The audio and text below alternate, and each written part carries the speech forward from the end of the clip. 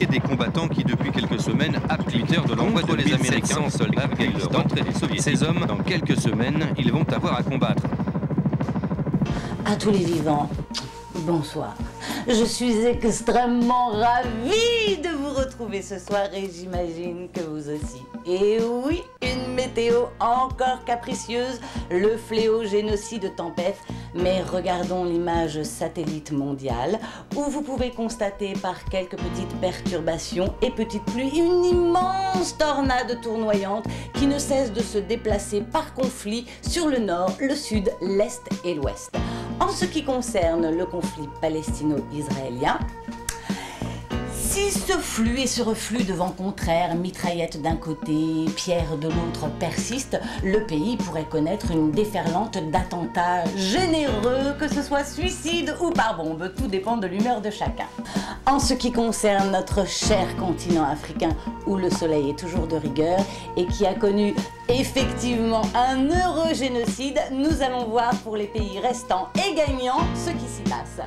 En Algérie, vous pouvez constater que même s'il y a un manque d'eau évident, c'est une sécheresse qui ne cesse de persister depuis des années, eh bien figurez-vous que les attentats aussi.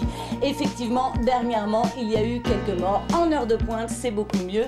Et depuis 1992, je vous signale et je vous le rappelle, 150 000 morts, ce sont nos premiers gagnants, bien évidemment. En ce qui concerne Madagascar, cette charmante petite île où vous aimeriez passer vos jours et siroter quelques cocktails, Ratsirakara et Maravalo Manana, avec des noms comme ça, c'est un peu compliqué, c'est normal que la situation soit aussi conflictuelle. Eh bien figurez-vous qu'il y a eu un attentat, 4 morts sous une averse de missiles. On se demande comment ils ont fait pour s'en sortir. 4 morts, c'est déjà pas mal, même si ça n'est qu'un début. En ce qui concerne un autre petit pays que nous allons bientôt voir sur notre carte, il s'agit bien évidemment du Zimbabwe que vous voyez ici.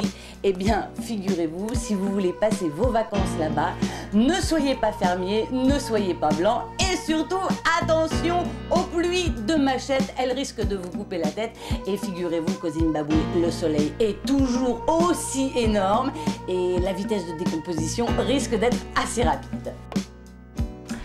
Après une météo aussi fabuleuse, je tenais à remercier tous les participants de ce concours.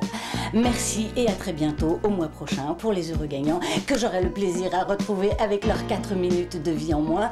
Le proverbe du jour, rien ne sert de courir, rien ne sert de courir. Au revoir, à demain, je vous aime.